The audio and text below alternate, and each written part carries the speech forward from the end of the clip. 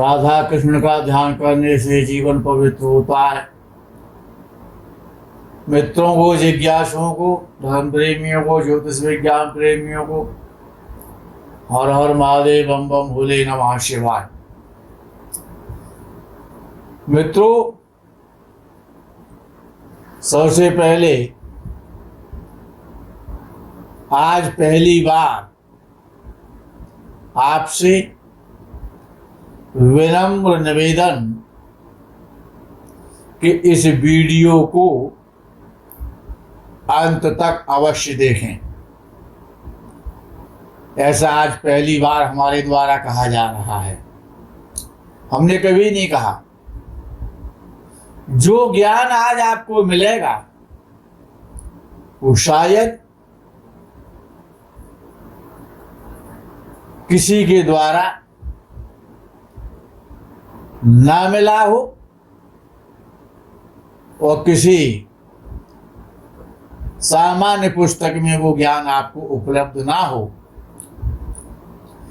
ये वराह महर्षि और ज्योतिष के पितामह पराशर जी ऋषि के द्वारा आज जो ज्ञान हम आपको प्रदत्त कर रहे हैं, ये बड़ा दुर्लभ है, सुलभ नहीं है। जिसके पास इसे ये ज्ञान है, आज का ज्ञान, ये ज्ञान जीवन को बनाने वाला और बिगाड़ने वाला है। इस पर जीवन निर्भर करता है। ज्योतिष शास्त्र का बहुत अध्ययन करने के पश्चात, आलोडन करने के बाद, ये ज्ञान आपकी सेवा में, ज्योतिष शास्त्र की रीढ़ की हड्डी है ये, जिस पर ज्योतिष शास्त्र और मानव और मानवी का जीवन टिका हुआ रहता है। प्रारंभ करते हैं मित्रों कि लगन से, ये लगन है, प्रथम भाव लगन माना जाता है, आपको पता है। तो लगन से ये सप्तम भाव। आज विषय केवल पति और पत्नी का होगा, पति पत्नी का होगा और मांगलिक से संबंधित विषय होगा। जो भी किसी कुंडली में 25 गुण मिल रहे हैं, किसी में 22 मिल रहे हैं, किसी में 18 मिल रहे हैं, किसी में 28 मिल रहे हैं, किसी में 32 मिल रहे हैं, फिर भी जीवन नरक हो जाता है। फिर भी जीवन भर क्लेश रहता है, परेशानियां रहती हैं। क्या ज्योतिष शास्त्र गलत है या ज्योतिषाचार अनभिज्ञ हैं? ऐसा कुछ भी नहीं है। ये केवल अल्पज्ञता है, लापरवाही है और निहित पैरों तक का सोचना है। ये ज्योतिष शास्त्र गलत नहीं है।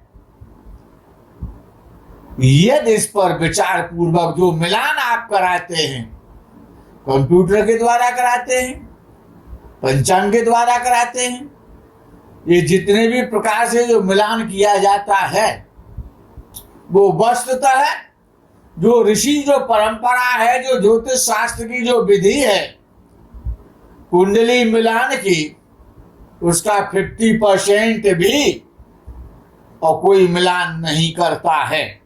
मित्रों, विषय प्रारंभ करते हैं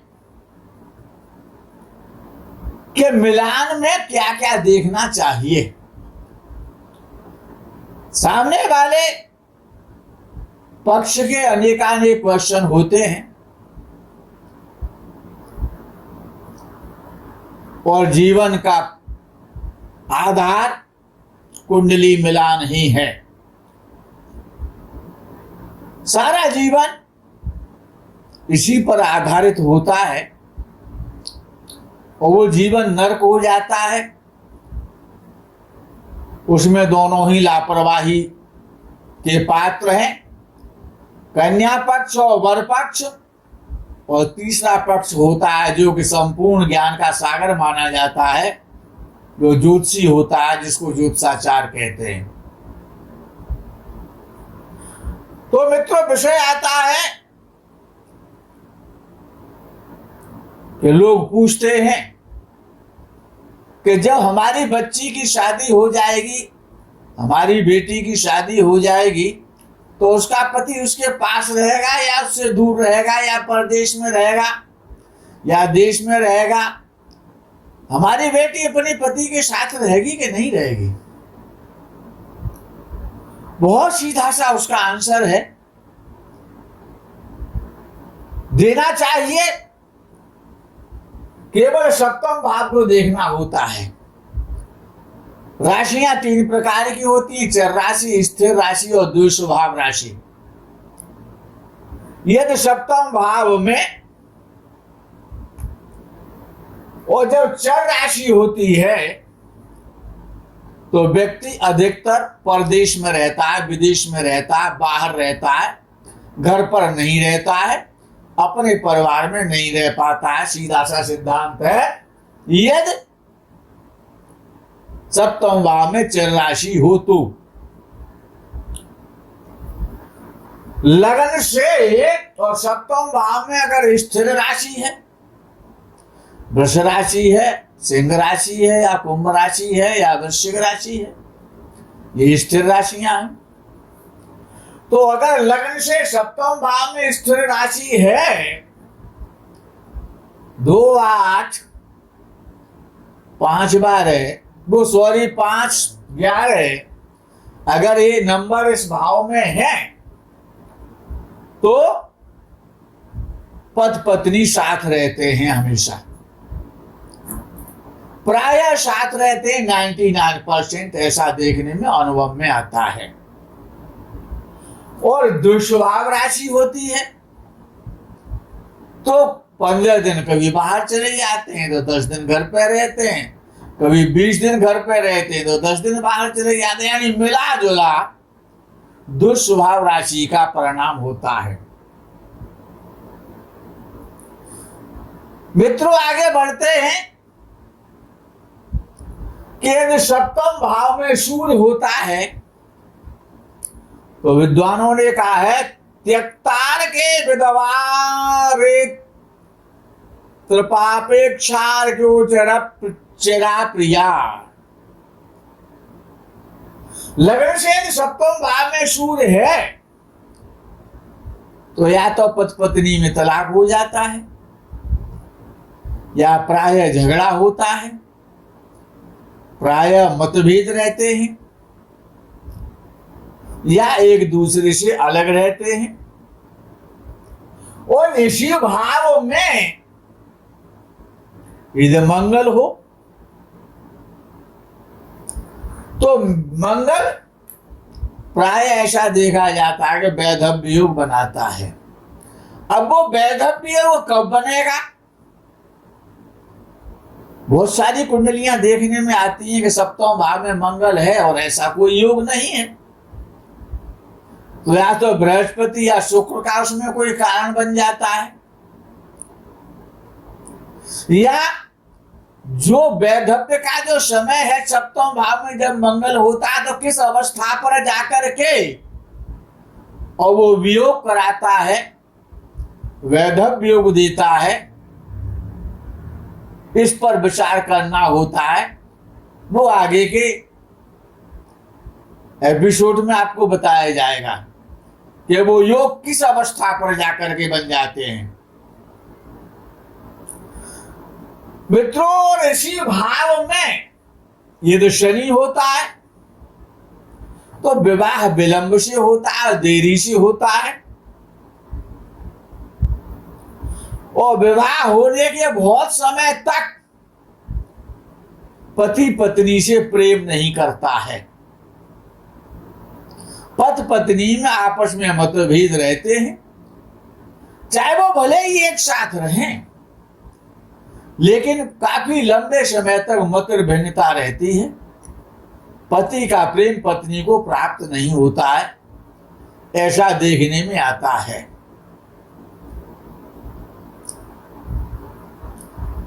विवाह के बाद में बहुत लंबे समय तक क्लेश का, कलह का वातावरण रहता है। अब विषय ये आता है कि मंगली 1, 4, 7, 8 और 12, प्रथम भाव, चतुर्थ भाव, सप्तम भाव, अष्टम भाव और द्वादश भाव में यदि मंगल होता है तो कुंडली मंगली मानी जाती है। ये अपने में सत्य है, अक्षर से सत्य है, लेकिन इसमें थोड़ा सा असत्य भी है। इसमें द्वितीय भाव को नहीं त्यागना चाहिए, अर्थात 6 भाव में, 5 भाव में नहीं, 6 भाव में जब मंगल होता है तो कुंडली मंगली होती है। प्रथम भाव है, द्वितीय भाव है, चतुर्थ भाव है, सप्तम है, अष्टम है और द्वादश भाव है। ये जो 6 भाव हैं ये कुंडली को मंगली बनाते हैं। जीवन का पति पत्नी का सुख और दुख, संयोग और वियोग, ह्रास और विकास, सब कुछ इन्हीं 6 भावों पर निर्भर करता है। जीवन की धुरी है और ऐसा नहीं है कि केवल मंगल से ही कुंडली मंगली होती है मित्रों। सूर्य के द्वारा भी कुंडली मंगली होती है। यदि इन्हीं भावों में सूर्य बैठा हो तो मंगली हो जाती है कुंडली। शनि बैठा हो, राहु बैठा हो, केतु बैठा हो तो कुंडली मंगली ही होती है और उसका परिणाम भी अशुभ ही होता है। विद्वान केवल मंगल को देख करके मंगली मान लेते हैं। उसका जो परिहार दिया गया है कि इन्हीं भावों में यदि मंगल बैठा हो या कोई भी क्रूर या पापक ग्रह बैठा हो तो मंगली का दोष खत्म हो जाता है। ऐसा हमारा पंचांग और पंचांगकार कहते हैं और विद्वान कहते हैं और ये सत्यता भी है, लेकिन ये भी अल्पज्ञता है। इस सत्यता को भी छुपाया गया है और इसको स्पष्ट नहीं किया गया है, जिसके कारण कि जीवन नरक हो जाता है। वो सारे कारण इस वीडियो में स्पष्ट करने का आपके सामने प्रयास किया जाएगा। हमारे पंचांगकार कहते हैं यदा और लग्ने होगे तथा अष्टमे द्वादशे जीव भौम दोषो न विद्यते।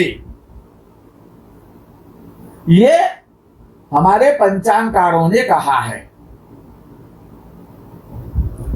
मित्रों ये बिल्कुल सत्य है, ये अपने में बिल्कुल सत्यता है, इसको नकारा नहीं जा सकता है। लेकिन विषय ये आता है कि अगर इन्हीं अच्छा मंगल जन्म लगन से यानी लगन में बैठा हो, द्वितीय भाव में बैठा हो, चतुर्थ में बैठा हो, सप्तम में बैठा हो, अष्टम में बैठा हो, द्वादश भाव में बैठा हो, या इन्हीं भावों में शनि राहु केतु और सूर्य बैठे हुए होते हैं, तब भी कुंडली मंगली होती है। और इसी का कारण है ये जो हमारे जीवन में जो समस्याएं आती हैं कुंडली मिलान के बाद भी उसका हमारे पास कोई समाधान नहीं होता है और जीवन भर वो हमको कष्ट भोगना पड़ता है। मंगल जो है वो मंगल ही करता है, ये अपने में सत्यता है। लेकिन ये जो 4 ग्रह हैं शनि राहु केतु और सूर्य, ये भी वही परिणाम देते हैं इन भावों में बैठ करके जो मंगल देता है। मंगली दोष कोई सामान्य जो दोष नहीं है और हुआ भी नहीं है कि जिसे देख देख करके डर आ जाए। 100 कुंडलियों में 90 कुंडली मंगली ही होती हैं।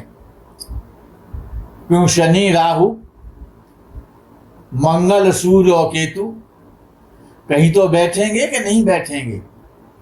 6 भाव हैं मंगली के, लेकिन कौन सा भाव कितने % ज्यादा सुप्रभाव या कुप्रभाव देता है?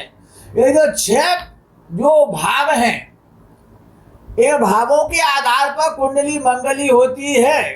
मंगल ही दोष कारक है ऐसा नहीं है, मंगल से कुंडली मंगली होती है ऐसा नहीं है। शनि राहु केतु और सूर्य के द्वारा भी वही परिणाम होता है जो मंगल के द्वारा होता है।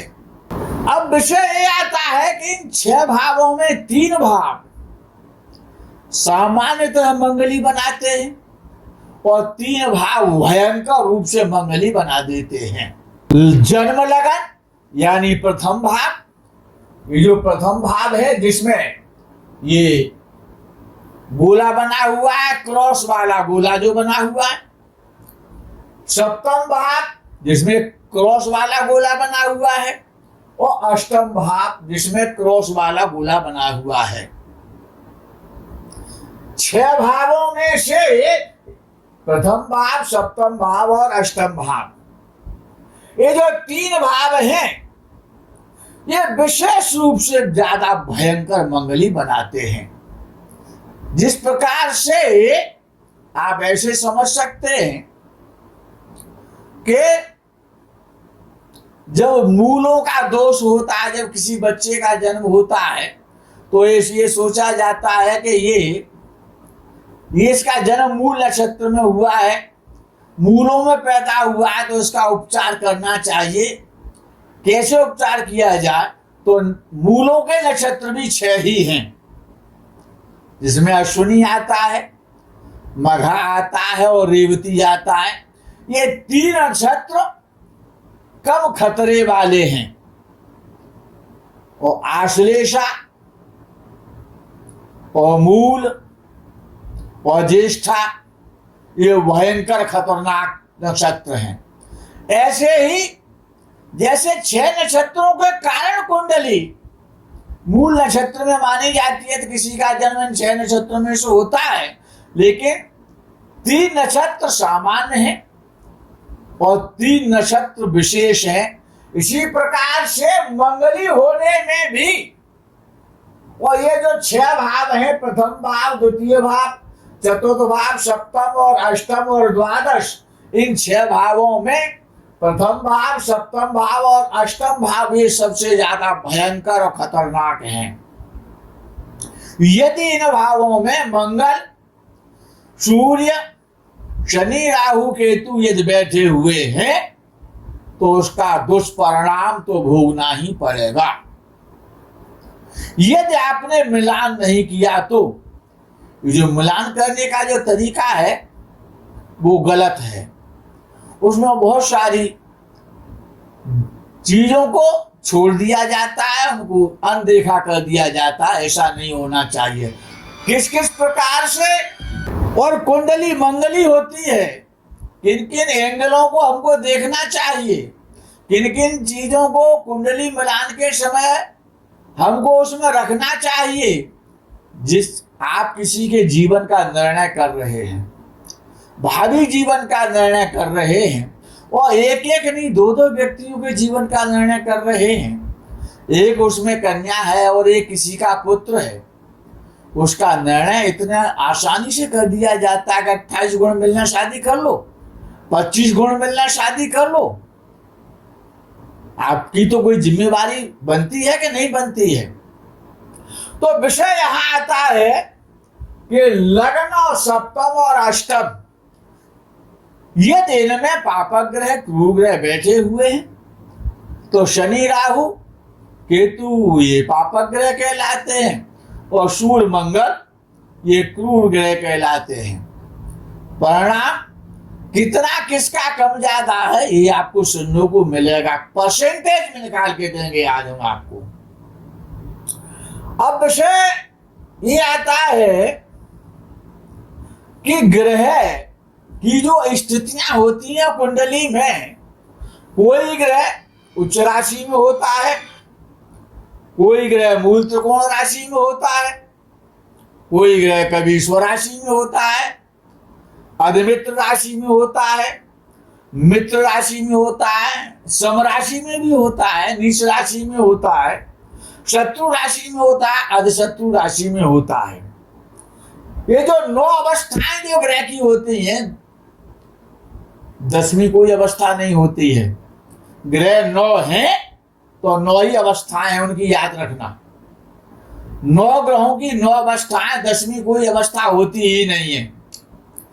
तो ग्रह या तो उच्च राशि में होगा, मूल त्रिकोण राशि में होगा, स्वराशि में होगा, अधिमित्र राशि में होगा, मित्र राशि में होगा, सम राशि में होगा, शत्रु राशि में होगा या अधिशत्रु राशि में होगा, अथवा नीच राशि में ग्रह हो सकता है। आज आपके सामने जो विषय में जो प्रस्तुत कर रहा हूं वो केवल लगन, सप्तम और अष्टम जो सबसे ज्यादा खतरनाक हैं।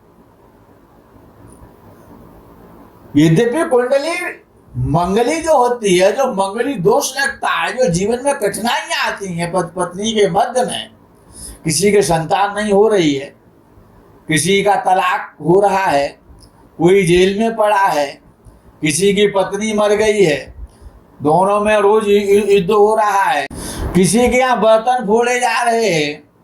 तो ये सारी जो स्थितियां हैं, कोई शादी के 10 साल बाद चल दिया, कोई शादी के 20 साल बाद चल दिया, कोई अपरपक्व को अपनी फैमिली को छोड़ करके चला गया, छोटे छोटे उसके बच्चे हैं, क्यों नहीं देखा गया उसको पहले, उस पर क्यों नहीं विचार किया गया। तो विषय ये है कि आज का जो विषय है वो बड़ा महत्वपूर्ण विषय है, और महत्वपूर्ण इसीलिए है कि कुंडली मिलान ही और प्रथम और अंतिम उपाय है।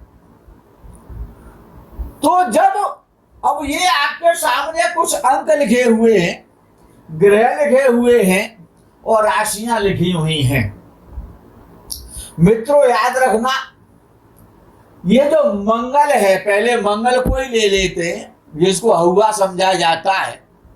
मंगल एक लग्न कुंडली के लग्न में बैठा है, सप्तम भाव में बैठा है या अष्टम भाव में बैठा। केवल आज 3 भावों की चर्चा की जा रही है, आगे के एपिसोड में आगे आपको बताया जाएगा।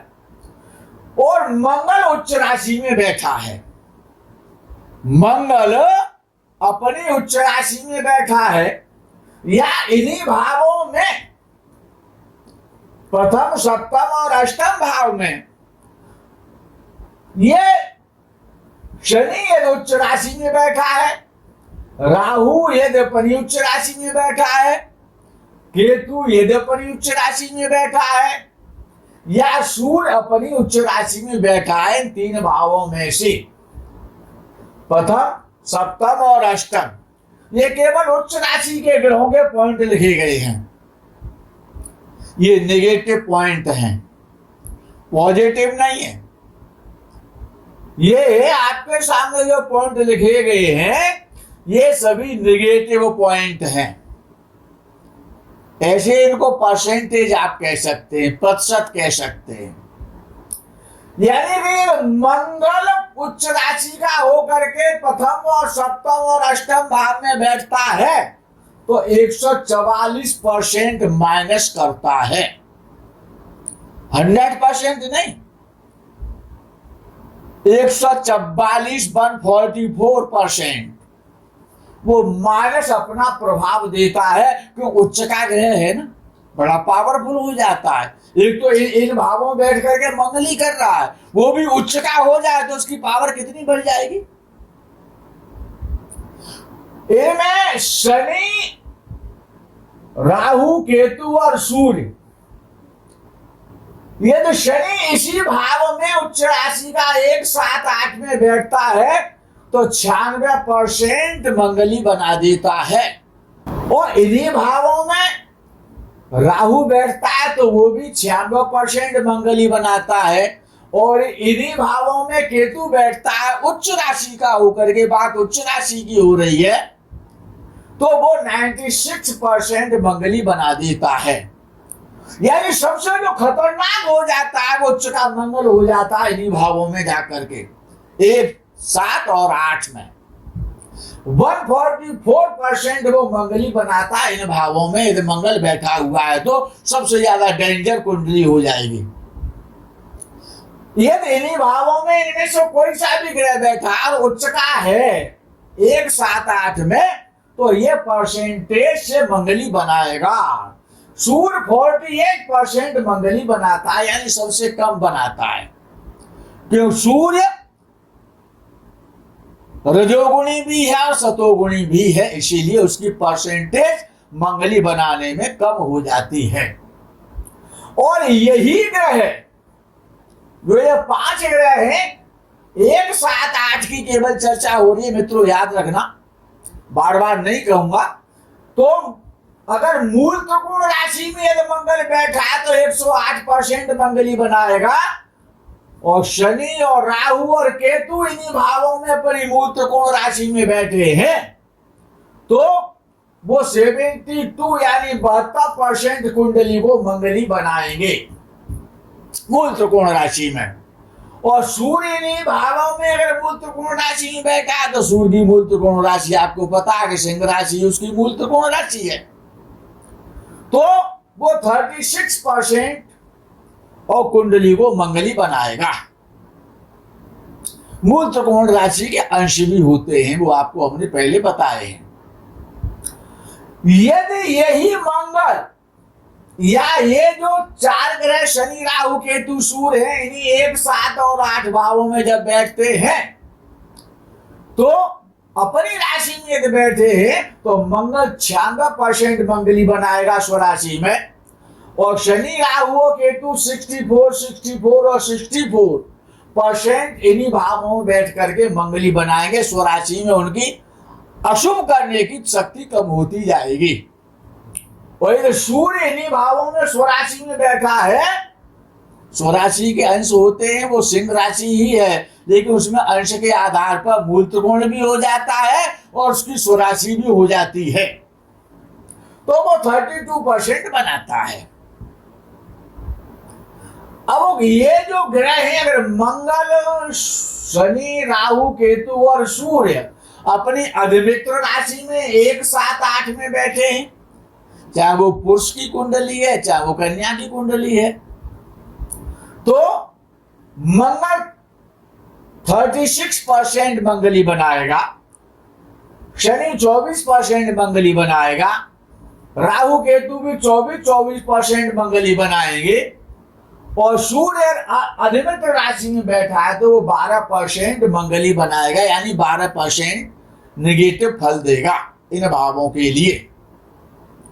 देखना ये कि हम ये भूल जाते हैं कि मंगल बैठा कुंडली मंगली है, लेकिन मंगली कितने % मंगली है, उसका फल क्या हो सकता है, वो भी तो देखना चाहिए कि नहीं देखना चाहिए। अब विषय आता है कि यही ग्रह मित्र राशि में बैठे हैं तो क्या करेंगे, तो मंगल 48% मंगली बना देगा, शनि 32 और राहु 32 और केतु 32% अगर इन्हीं भावों में अपनी मित्र राशियों में ये ग्रह बैठे हुए हैं तो मंगली बनाएंगे। और सूर्य अपनी मित्र राशि में बैठा हुआ 1, 7, 8 में तो वो 16% मंगली का फल देगा। और यही ग्रह यदि समराशि में हो जाए तो तब क्या फल देते हैं मंगली के लिए 1, 7, 8 में, तो समराशि में 96% मंगल बनाएगा, 64% शनि राहु केतु बनाएंगे और सूर्य जो वो 32% मंगली बनाएगा। और यदि यही ग्रह शत्रु राशि में हो जाए तो एक तो मंगली बनाने वाले ग्रह वो भी 1-7-8 में, वो भी शत्रु राशि में हो जाए तो उनकी प्रबलता बढ़ जाती है, एकदम वो खूंखार हो जाते हैं। एक तो शेर हो, वो भी भूखा हो, वो भी जवान हो, तो क्या करेगा उसकी बताने की आवश्यकता नहीं है, ऐसा ये ग्रह करते हैं। अगर 1-7-8 में यही ग्रह मंगल, शनि, राहु, केतु और सूर्य वो यदि अपनी शत्रु राशि में जब बैठते हैं तो मंगल 168% मंगली बना देता है, सबसे भयंकर हो जाता है 168%। और शनि, राहु, केतु 112% मंगली बनाते हैं, नेगेटिव पॉइंट देते हैं यहां पर। और वही सूर्य जो उच्च में 48% बनाता था, वही सूर्य यहां पर 56% बनाता है शत्रु राशि में जाकर के। अब वही ग्रह जब अधिशत्रु राशि में होता है तो मंगल 180% पर पहुंच जाता है नेगेटिविटी में सब। और राहु, शनि और केतु 120 और 120% 1-7-8 को मंगली बनाते हैं, निगेटिविटी उनकी बढ़ जाती है। और सूर्य अधिशत्रु राशि में बैठा है तो 60% तक नेगेटिव करने लग जाता है। नीच राशि, हर ग्रह की नीच राशि भी होती है, अपनी नीच राशि में ग्रह जाता है। तो जब वो ग्रह नीच राशि में जाएगा 1-7-8 में, कौन सा? मंगल, शनि, राहु, केतु और सूर्य, तो सबसे खराब होती है नीच राशि। तो मंगल 192% नेगेटिव फल देगा। मंगल की कर्क राशि नीच राशि है, शनि की मेष राशि नीच राशि है। यदि 1-7-8 में यदि मंगल बैठा हुआ तो 192% और शनि, राहु, केतु बैठे हो तो 128 और 128% और कुंडली को मंगली बनाएंगे। और सूर्य 64% मंगली कर देगा। जब हम किसी का मंगल दोष का परिहार खोजते हैं तो हम ये भूल जाते हैं किसी का उच्च का मंगल है या वो नीच का मंगल है, मित्र राशि का मंगल है या शत्रु राशि का मंगल है। हम ये केवल देख लेते हैं कि मंगल 1, 2, 4, 7, 8 भाव में बैठा हुआ है, लेकिन 3 भावों में तो इतना मंगली का फल अशुभ नहीं होता है। वो 3 भाव कौन से हैं जिनमें अशुभता कम हो जाती है? वो चौथा भाव है और 12वां भाव है और दूसरा भाव है। 2, 4 और 12, 6 भावों से कुंडली मंगली होती है, 5 से नहीं हो सकती है। और ये 5 ग्रह मंगल के समान फल देते हैं, लेकिन उनकी परसेंटेज क्या है? आज आपको केवल 1, 7 और 8 और जो 9 ग्रहों, ये जो 5 ग्रहों की जो राशियां हैं, जो 9 पार्ट हैं, क्यों 9 ग्रह हैं तो उनकी 9 प्रकार की अवस्थाएं होती हैं ग्रहों की। तो हमको ये देखना चाहिए कि ये जो उसका उच्च राशि का मंगल है तो उच्च राशि का है तो मंगल उसका काट करेगा, उसके दोष का परिहार करेगा। ये तो मंगल उच्च राशि का 1, 7 और 8 में बैठा है किसी की कुंडली में, और दूसरे की कुंडली में वही मंगल और चौथे घर में या दूसरे घर में या 12वें घर में बैठा उच्च राशि का होकर के, तो दोनों में समानता कैसे हो जाएगी? नहीं हो सकती है। या एक का मंगल 1 या 7 या 8 में बैठा हुआ है, इन दोनों भाव 3 भावों से किसी में बैठा है, और हमने ये देख लिया कि सूर्य इन्हीं भावों में बैठा है, लेकिन सूर्य में और मंगल में तो काफी निगेटिविटी में अंतर है। तो मंगल का परिहार मंगल से होगा, सूर्य का परिहार सूर्य से होगा, शनि का शनि से होगा, और उन्हीं भावों में होगा और उन्हीं राशियों के आधार पर हो सकता है, उन्हीं अवस्थाओं के आधार पर हो सकता है जो आज आपको बताया गया है। इसी आधार से हमको कुंडली मिलान करना चाहिए। ये जो प्रथम पाठ आपने आज सुना है, ये लगन सप्तम और अष्टम भाव है। मंगल, शनि, राहु, केतु और सूर्य के माध्यम से जो ज्ञान आपको दिया गया है, ये देश में आपको कहीं कोई डाउट है, कोई शंका है, उसका समाधान आप हमारे द्वारा कर सकते हैं। मित्रों, आज के प्रकरण में यही विराम करते हैं। आगे के प्रकरण का आपको इंतजार रहेगा। तब तक के लिए हर हर महादेव, बम बम भोले, नमः शिवाय। जय गो माता की।